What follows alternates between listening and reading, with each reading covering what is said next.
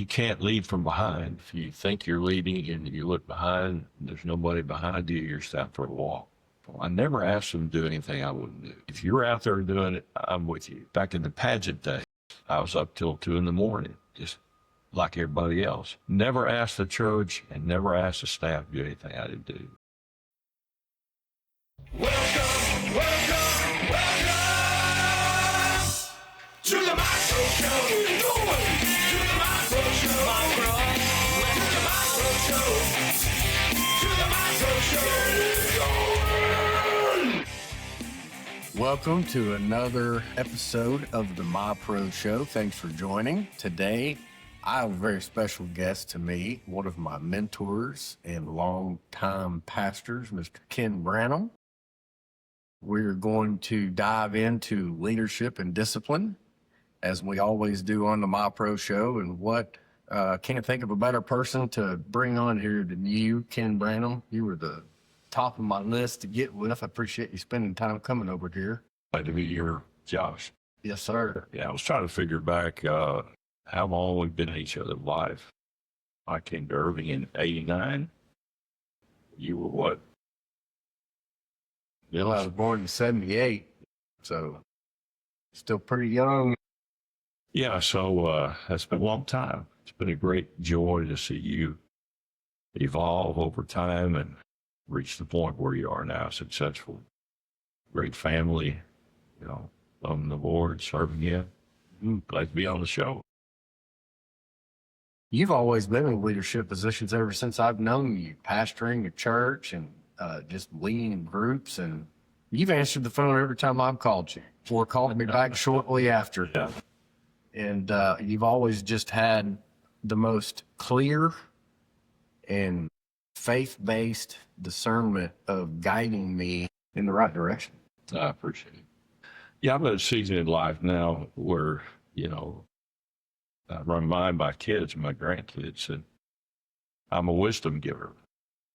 That's my role in life now. What do you do with the wisdom is up to you. I won't abdicate that role. I'll just keep giving it to you. It's a great place in life, but you were talking about stumbling here and there. We've all had knucklehead moments, but I was raised by a career military father, best man I ever knew, far and away, and he just set the table for me. That whatever you do in life, you do it with a sense of, what was it we used to say, don't ever be where you had to back up for your check. Do it right. There were two ways to do something, his way and the right way, and they were the same. So that there was zero tolerance. I mean, he wasn't necessarily a gentle guy, but he was very determined. I don't know if he ever asked me to do anything. He ordered me, as the military would, son, go. But when you grow up in that environment, in that temperature, it can't help but, embed itself in your life. So I think that's where it all started. If I have any ability, I have to give it to Dad. He was the force, So you were blessed with a father instead of a buddy as well. Oh, yeah. Nobody I respected more, nobody I loved more. There were times that we didn't exactly say G all together. Sure. And I had my moments where I stood up and ruffled my feathers, and he reminded me pretty quick that anything with two heads is a mutation. And so there's one in this household. It's just how I grew up. I never dreamed or aspired to be a ministry, ever. I never spoke publicly growing up. Not one time. I don't know. I ever let me pledge of allegiance at school. I didn't do any of that. It was not in me. Because what some people don't know about me, I really am an introvert. And that's one of the hurdles I had to get over when God called me to ministry. That's not in my wheelhouse. I don't do that. Well, I learned that God doesn't call the equipped, he equips the called. Moses leaving. God, you can't have the right guy because I don't talk well. God was having, I have a plan, a purpose, a direction for your life. If you're going to do it, I tried to mess it up best I could, but God said, no, you're gonna do that. So with the same determination, I faced that, and it was fearful. It was frightening. Mm-hmm. And so much so that first few years in particular, I was so unsure about preaching that I couldn't eat anything on Sunday. I was nervous wreck. I thought about quitting so many times, and a lady named Vivian Reed, now in heaven, set a course correction for my life. I never felt worthy. I never felt necessarily comfortable. It was just, you're here. Now let's try to do things the right way. Being in the uncomfortable is typically where we need to be. You won't get stressed otherwise. Yeah. Stretched is the word you use, correct? Right. Yes, I agree with that 100%. You know, God puts us in clunky situations Yeah. for us to grow. Yeah. For us to have to find a different gear of effort to get to the next phase.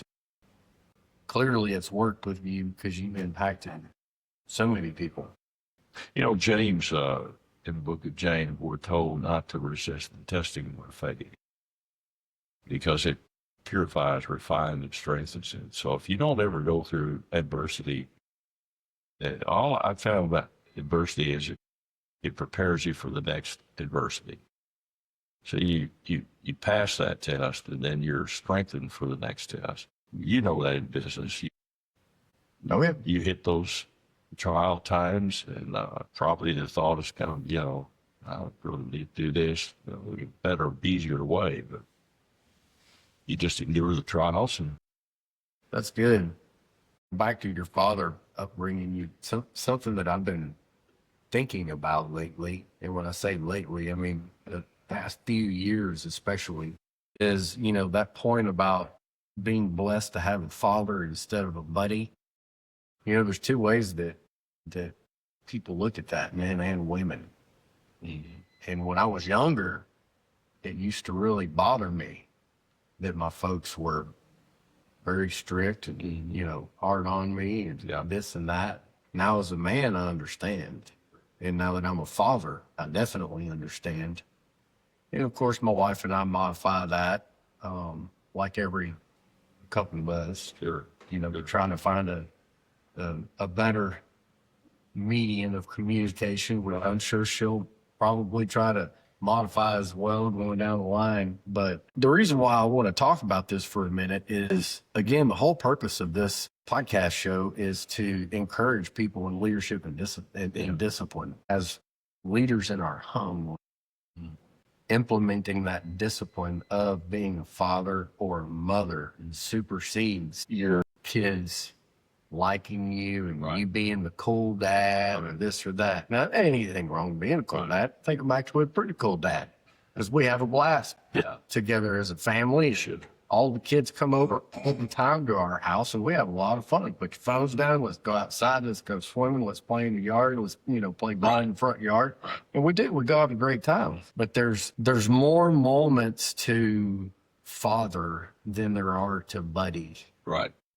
And that is missing in my generation and a little lower. They're so worried about hurting their kids' feelings or their kids' friends' feelings and stuff. And I don't care about that. Not to be a jerk, but I don't care about that. That's not my job, right? My job is to be the father and the leader of my home. Yeah. And if it bites and it ticks you off sometimes, so be it. That's how we learn lessons, and that's how we grow. So talk to me about that a little bit, because you've got such an accepting and digestible way of doing that. Well, my dad was pretty rigid, I said, and yet he was the fairest man I know. He, in the appropriate moments, he was affectionate, but he grew up as a generation where you're a man. And, you know, he was deployed. I can remember back when I was very young. I think he retired when I was maybe 10 or 11. But he was gone a lot. And I can still remember him saying, now, you're the man. While I'm gone, you take care of things. You know, I'm 8, 9 years old. I'm flattered, but I don't know, 7 years. So, but I saw him, and he was a take charge guy. I mean, there was no dispute. There was never any question about who the authority was in the home. My mom was a perfect compliment. She was fiercely independent. I had to be, because she pretty much raised us. Well, he'd be gone for months at a time. And so she was a perfect compliment for him. The other thing my parents modeled for me, one Christmas we were together, my siblings, and we were sitting there, and I just posed a question. Do you ever remember a time when mom and dad raised their voice at each other? Do you remember a time when they argued or said anything derogatory about each other? And all four of us sat there and said, no, never a time. Now, I know they disagreed, but somehow in the early years they were together, they figured out there's a way and a time and a place. In fact, the most trouble I ever got in, I almost didn't live through this. For whatever reason, I don't know why, but I thought my dad was at work and their bedrooms in the front of the house. And I was standing in the kitchen door, and my mom said something to me, and I said, why don't you just shut up? Boy. Yeah, well, I felt a grip on my shoulder, and I felt myself running backward, trying to stay upright. I mean, he wore me out. He said, son, that's my wife. She was my wife before she was your mother. She'll be my wife when you're gone. But if you ever do that again, you'll be gone.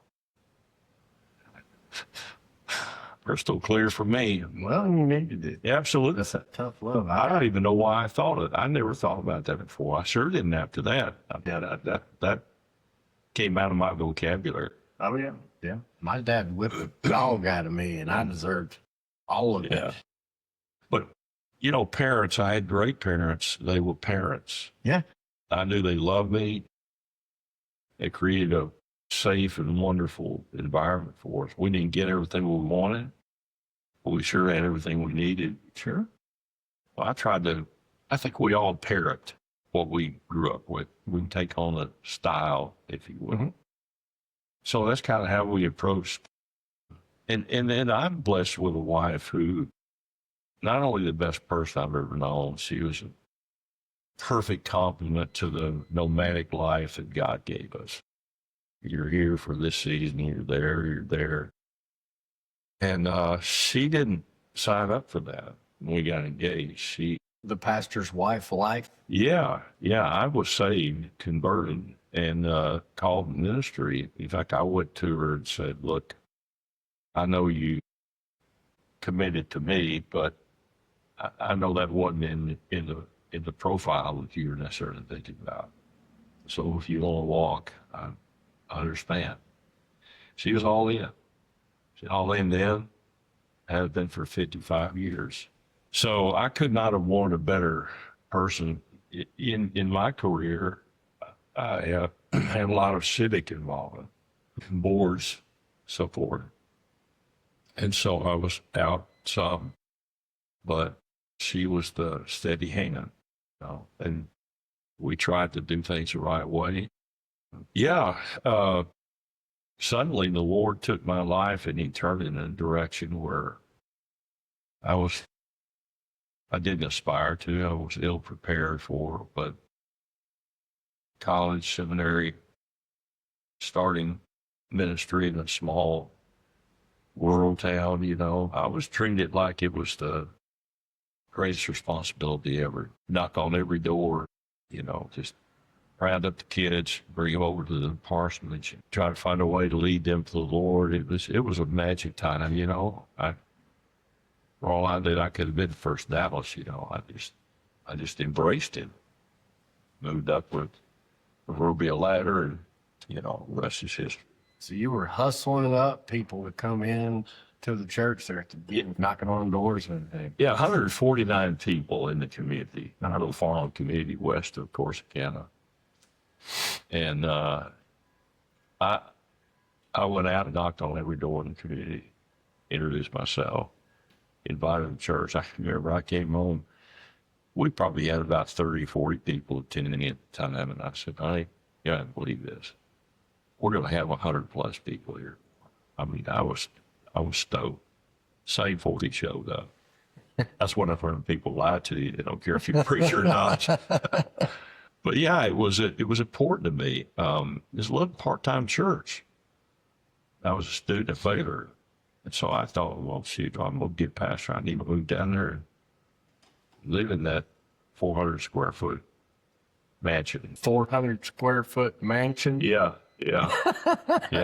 That's another old story. Yeah. See, y'all got to pay attention to when he says, he sneaks these little jokes in. You got to pay attention. Yeah, it literally was. I mean, it was a house divided in four rooms. And, but anyway, all that to say, there was nothing more important to me in the world than being pastor that and being ready and there and present and all those kids that when we got there they weren't at church, and over time we led them to the Lord, baptized them, brought their families in. So it was just that way, you know. Dad said, you know, anything worth doing right. Yeah.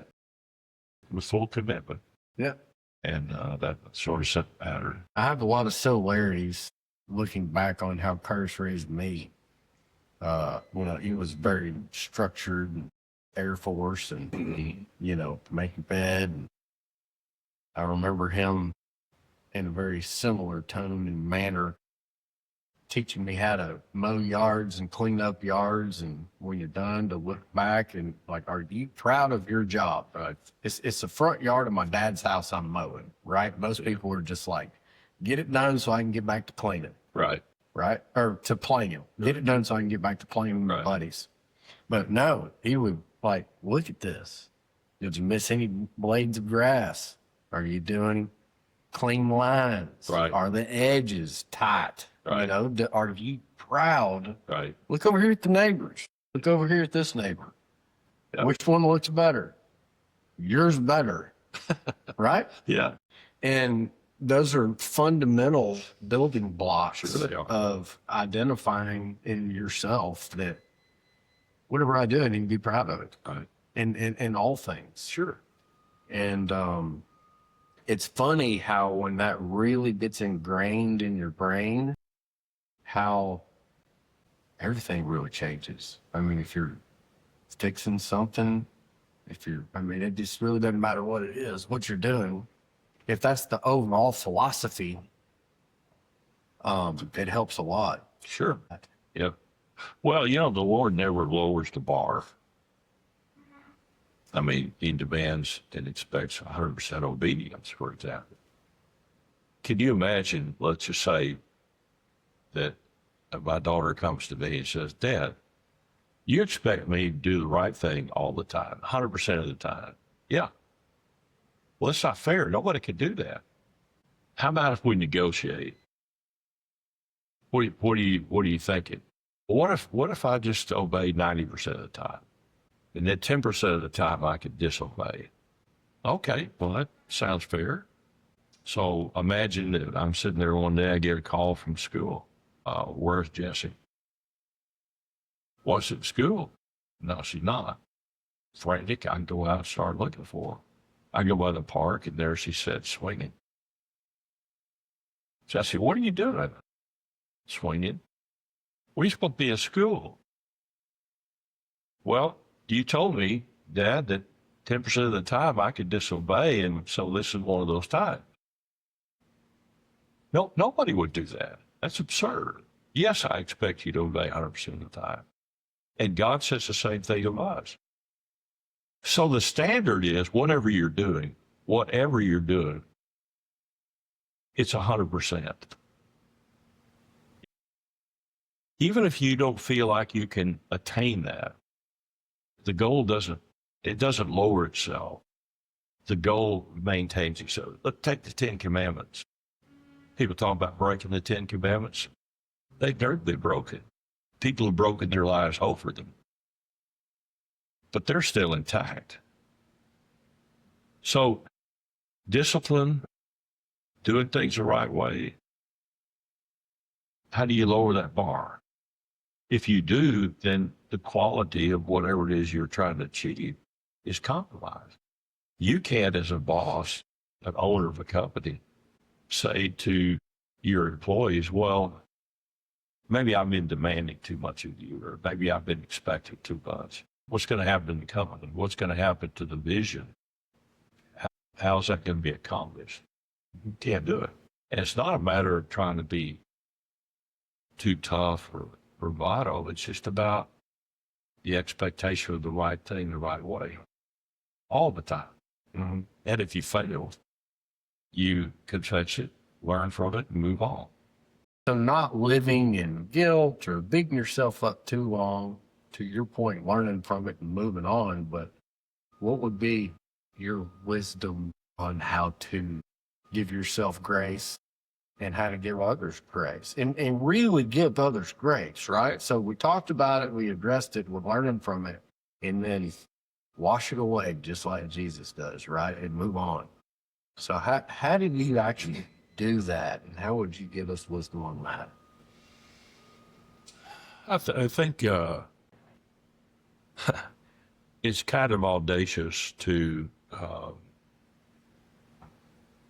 understand that God will forgive us and give us grace when we won't do it to ourselves.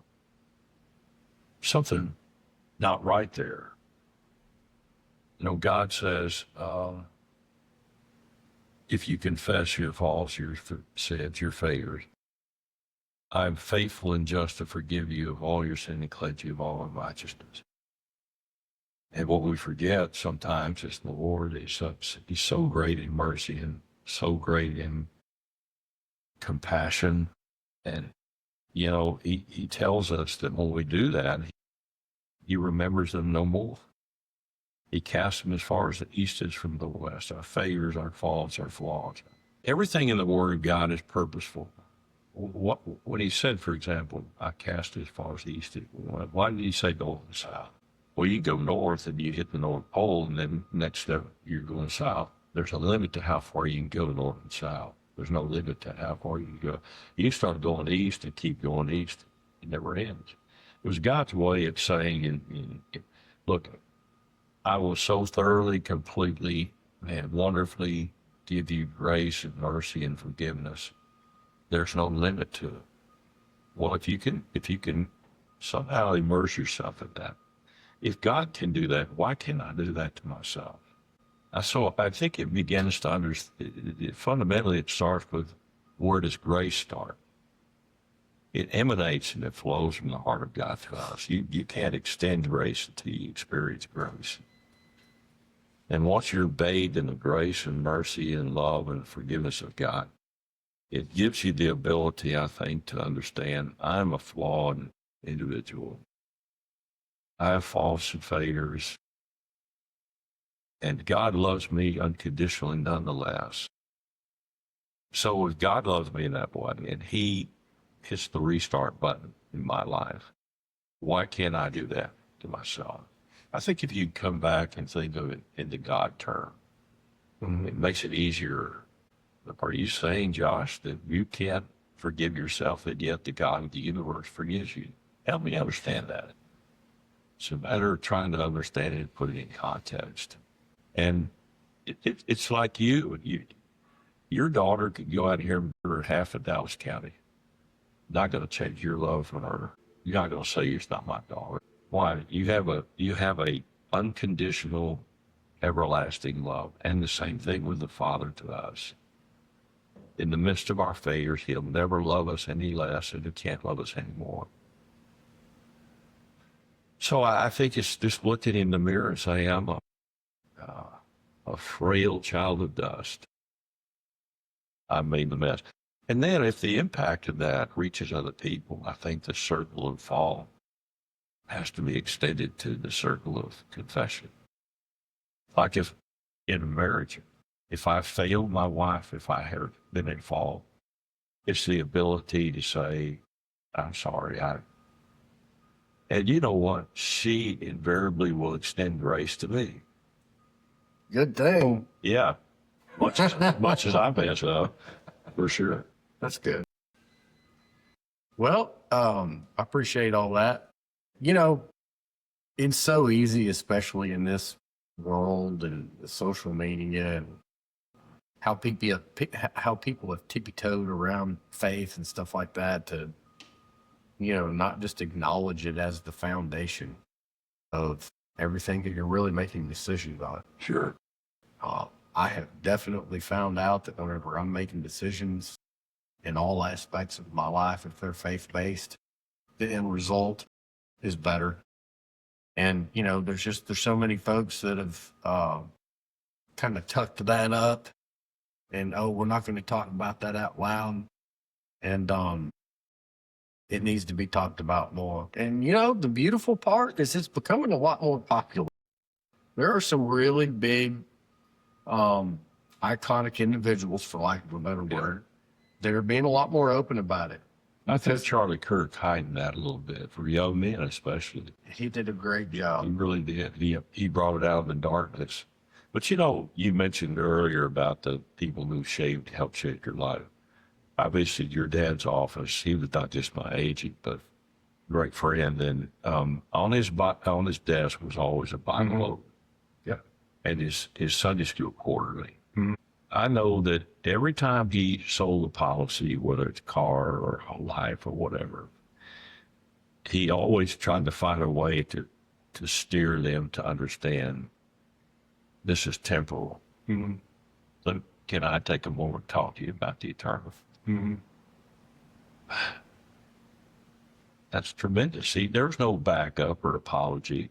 He didn't carry a 10-pound Bible and have a big button on that says, I'm a believer. Right. But he was unashamed, and he sent that for you. The other thing is he had a biblical worldview. That's the filter, the lens through which we see everything in the world.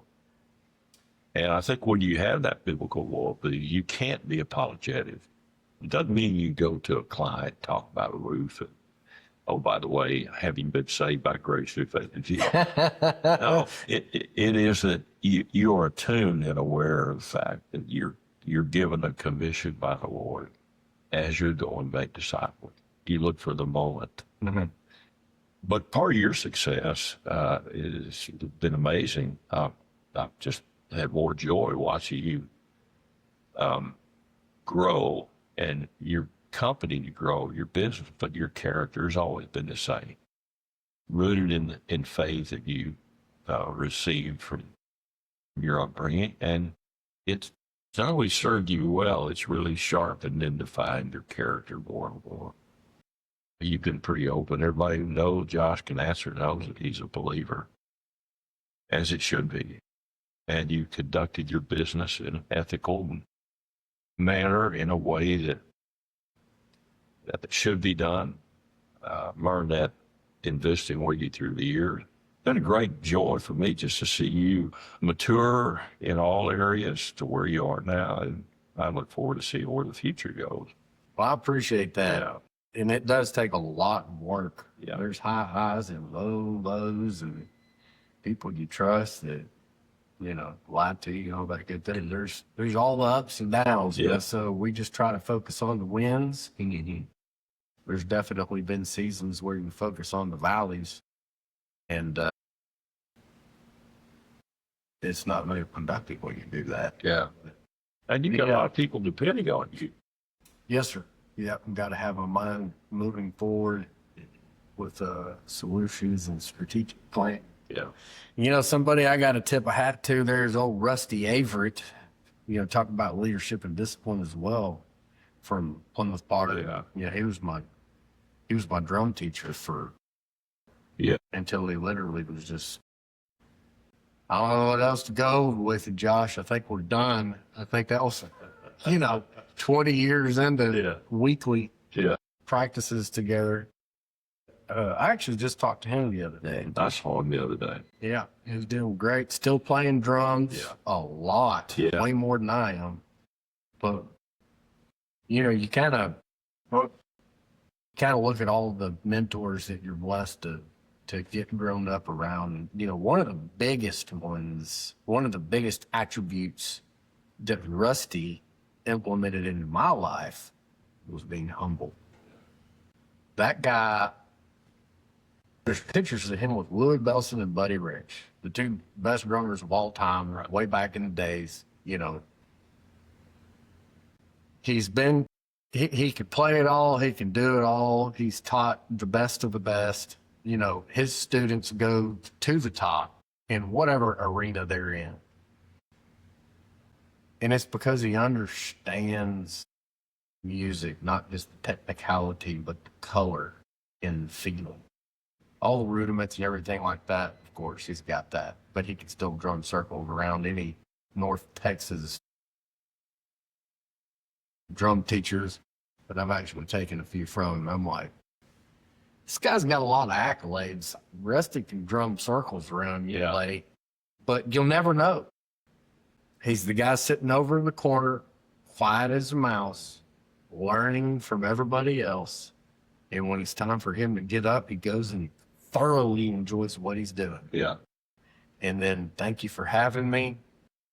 Honored to be here. Boy, you guys are great, and this and that. And it's never, I don't think I've ever heard him pat himself on the back. And he's hands down the most amazing drummer, unbelievable man of God, a leader in himself. Him and his wife's marriage it has been a great example, like you and Dorsey. Rusty used to give the guys in this small group a quarter. I don't know if you ever heard that or remember it. You give a quarter and tell them, keep this with you at all times. Now, this is back in the day where payphones were everywhere, right? Mm-hmm. And if you need to, you take this quarter, you call me. I don't care what time of the day or night, you call me and I'll be there. And you did. Yeah. I do remember that. that. And I can call them. It doesn't matter when. Yeah. And I remember when I was younger, I've heard many stories of guys calling him 2, 3 o'clock in the morning. Yeah. Hammered out somewhere, right. Can't drive, they're in a bad situation, whatever. Yeah. He's there to get them to love on them. Right. Help them through that season. Being a pastor, you work about a half a day, 1 hour a week. 1 hour a week, 1 day a week. That's right. That's right. Being a pastor. Right. You just got to show up preach. You're done, right? Yeah. And they gather up all the money and go home. Oh, yeah. Go out to eat. Somebody should be buying your lunch after all that work, too. Yeah. I always try to turn the table on and say, hey, give me credit for making the big bucks for doing 1 hour a week. I mean, everybody's listening. Dorothy wrote the sermon, so yeah. You never really get time off is the reality. I don't know how you handle all the burdens that hit your lap. When anybody's got a problem, they call to you. Somebody's in the hospital. Somebody's about to lose their mind in their marriage and needs to leave, thinks they need to leave. They want to give up. They got a kid doing this. I mean, the paper cuts just never stop coming. How in the world do you handle that? That's a good question. I think it's part of God's equipping. I don't want to make myself sound like I was 24/7 grinded out.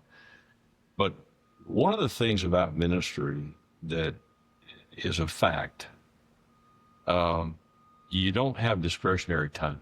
I mean, friends would go on a trip to Europe. Hey, why don't y'all go with us? Well, I'd check the church calendar, community calendar, school calendar, and if all those dominoes lined up, then maybe we could. But as you know, we had 2 families. Our oldest daughter was a sophomore in high school, and we're forming this dream about being footloose and fancy free, and then God gives us another child. And so when all of our friends are out, the lake or whatever, oh, by the way, I have something religious I have to do on Sunday, right? And then you get into the community, school board, hospital board, all these kinds of things. Because I always thought if you're in the community, you ought to give something back. Mm-hmm. and somehow try to find the balance. And I got enough of the calls in the middle of the night. Believe me, things I couldn't talk about, not even to my wife. That you carry that, and people sometimes have the fear. Well, I always wondered, why do they wait so long to come and see you? And the answer I got was, well, I don't want you to, when you see me, I don't want you to be thinking about what I've done. You know what? It must be a gift from God. I never did that. I never told anybody, never told my wife or anybody. I internalized that and brought it before the Lord, intercessory prayer. That's just a gift from the Lord. It really is. I don't think you teach compassion.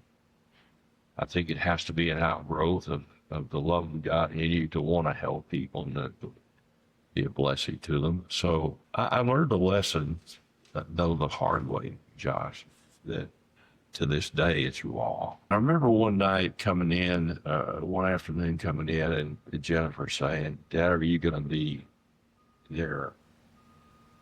And I said, "Well, I'm going to try, but I don't know." "Oh, I know that. Meetings, that's all you ever do, meetings." Boy, it just tortured me. And to the end, I looked at her and I said, "Well, what? I always try to be there, and I'm defending myself, right?" And then later that night, Dorothy said, "You know what? She spoke the truth." That's what she saw. Yeah, you're giving, but what about me? Mm-hmm. And I had to learn a balance lesson. But that said, when you get a call at night, Parkland, you get up at 1 a.m. and go to Parkland Hospital and wade through the ER there. What do you do? Do you not go? Or do you, when you get a call from the county jail, do you dispatch that to somebody else? Or do you do a lifetime of that? And all I can say is it's just an equipping of the Lord. A compassion that's real. I wanted to help people. I wanted to try to do what I could to make life better for them. Get a call for a funeral. I want to try to honor the life of the person that they lost, love them well. I just think it's something it's equipping of the Lord. You know, one thing Plymouth Park did exponentially better than others, I believe, is the youth department. When I was growing up, Yeah. you chose 2 leaders to help us grow. Keith, Smith, yes, Todd Getch. and Todd Gastel. Clearly, I can remember their names, and I'm terrible with names. That's how big of an impact they had. But they made it cool and fun Yeah. to be there. Yeah. Right? It wasn't like a cringy, heavy, Yeah. or forcing anything down your throat. It was fun. Yeah. I mean, we went and they understood we were kids or teenagers, Yeah. you know, and they would talk to us about sex Right. and drugs and alcohol and all the things, but they were cool about it, right? They weren't, you know, half the kids in there were jacking around with something like they always do. Sure. And they wouldn't know you're going to hell doing that and this and that. They were just like, well, let's talk about this. Where do you think it's really going? Yeah. You know? And you chose some excellent leaders to lead with you through that organization. That is amazing. Well, I'd like to take full credit for it, but I can only accept partial. You know, Keith, we were looking for a youth pastor. Keith was in another church in town, and he was recommended. And you know, Keith is a very relational guy. He's funny, he's engaging, but there's a deep vein in his life. The Lord, and that pattern was set by his dad.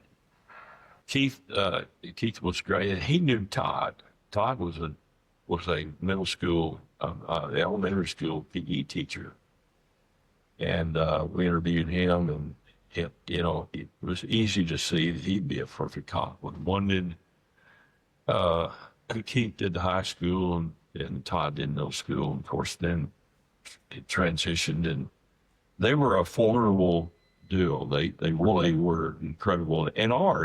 Keith is up in Colorado. He's the lead pastor, and Todd is over in Florida, and he's lead pastor, and he's also leading multiple campus pastors. So those two, man, they so outdistance me, But invariably, when you get into it, you've got. I use the analogy: you've got thoroughbreds and pack mules, and they're all in the traces together, and we're all trying to pull in the same direction, and that's a chore, really. So what did those leadership meetings look like when you've got that caliber of folks coming? And that's just them. I mean, Yeah. you've got your elders and your executive pastors and all that. I mean, everybody there was high level. Yeah. Well, yeah, we were a feeding pool for the mega churches. Plymouth Park, when I went there, was probably in the upper 2% in terms of the size of the church. Anytime you're over 1,000 in attendance, it's a big church. And what I found is that mega church began to evolve. We just became, these guys are successful here. So if you look at it from a standpoint of the ecclesiastical ladder, we're up here, we're looking for, let's find somebody successful close to where we are. And so we became a feeding pool, man. We had great guys. I always thought I had a pretty good eye for talent, but sometimes you strike out. You know that. You don't hit a home run every time, but I was blessed to have some great guys. We had a lot of guys. Talking about Keith and Todd, they were always into something. I'll never forget one day I was at Chili's having lunch with somebody. Because that's what Baptists do. Yeah, we Like to eat. Then we write it off as a business. Mm-hmm. I looked across the restaurant, and there they sat and made eye contact, and then the server turned around, and all three of them waved to me, and I waved, acknowledged they were there, and went on about our lunch, and they got ready to leave and came by and spoke to me and whoever was with me, good to see you. Okay, guys, I'll see you later. About 10 minutes later, less, the server comes up. Their server said, your son said that you would catch lunch. Put the check down. And so You had to pick up the tab again. they were gone. Gone. I got back to the office and I called them, they wouldn't answer. No, Yeah, but those kind of shenanigans went on all the time. that's great. I tried to find people that were successful and really empower them in a sense of, do your job. If I can help you, let me know. Otherwise, I don't want to get in the way. And when we had a global project that really applied to the whole church, whoever is gifted in particular in that area, we yielded leadership, and we all took the assignments that best fit us. And so I always wanted them to be as anxious to help their brother be as successful as they wanted to be for themselves. That's great. And as long as you could keep that, trouble is you can't generally keep a group like that together very long. So yeah, had some great guys. Memorable, made me better. But Todd came in to visit. I think he was in Virginia. He was the lead pastor there at a large church. Started as youth pastor and progressed up. And he came into town and visited for some reason. He came by and saw me, and he said, I need to apologize to you. I said, for what? He said, for sitting there in my office and thinking, what does he do?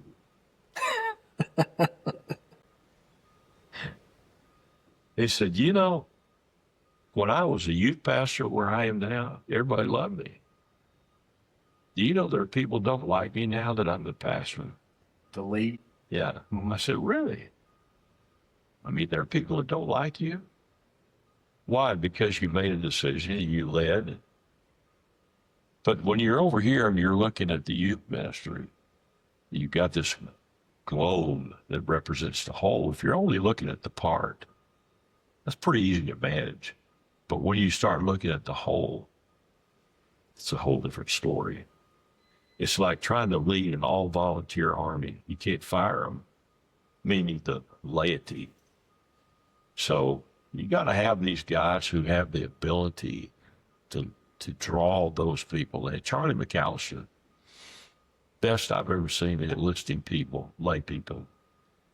So much so that it got to be a problem in staff meeting because others on staff were going out looking for volunteers to come and work with them.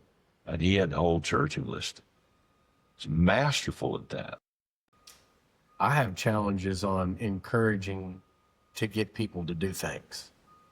And they get paid handsomely. Yeah. You've got to run an organization of volunteers.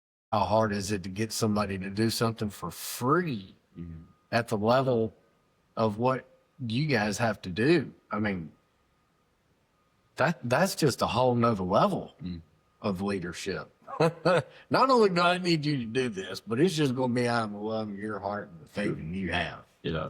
I mean, wow. Well, one of the things I always tried to do, and I could say without equivocation, I think I was 100% successful. I never asked them to do anything I wouldn't do. And if you're out there doing it, I'm with you. I'm talking about global, when it impacted the whole church. Back in the pageant days, I was up till 2 a.m, just like everybody else. Never asked the church and never asked the staff to do anything I didn't do. You can't lead from behind. So, and whoever it was told me, you know, if you think you're leading and you look behind, there's nobody behind you, you're stopped for a walk. So I wanted to be there, and I didn't have to be there. I know a lot of pastors who say, do this, and you're on your own. If you don't, then you're out of here. Production quota, stuff like that. That's a boss, not a leader. Exactly. And you check the temperature of the room, there's not a lot of... What I also learned is you find somebody who's being micromanaged or browbeat, and you bring them into an environment where the expectation is there and the appropriate amount of accountability, and they'll flourish. You know, it's a matter of getting the right team together. But my dad used to say, if I have to tell you everything to do, I don't need you.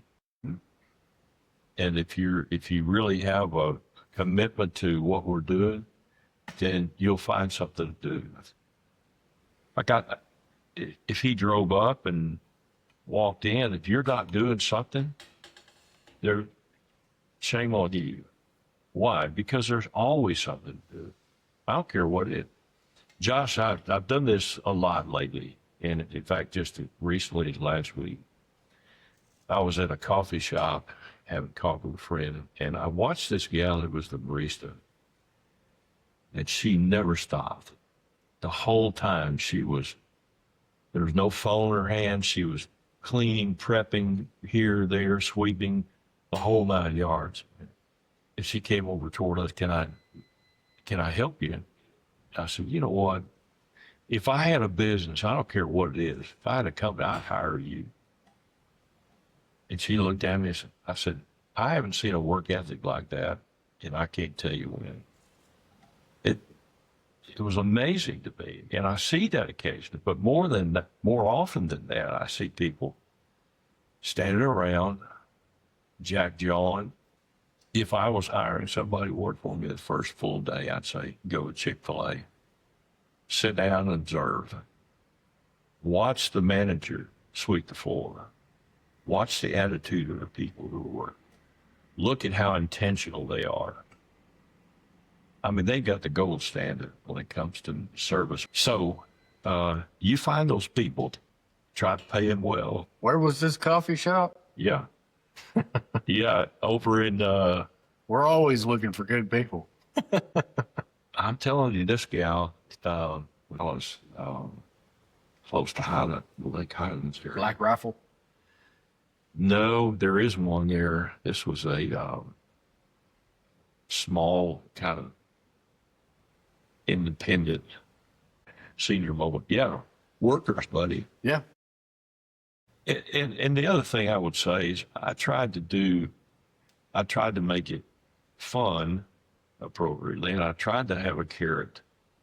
Mm-hmm. Like when we did a global event, I had what I call a giant killer award, and it was a fox that had a sling and 5 smooth stones, and it represented what David did to slay the giant.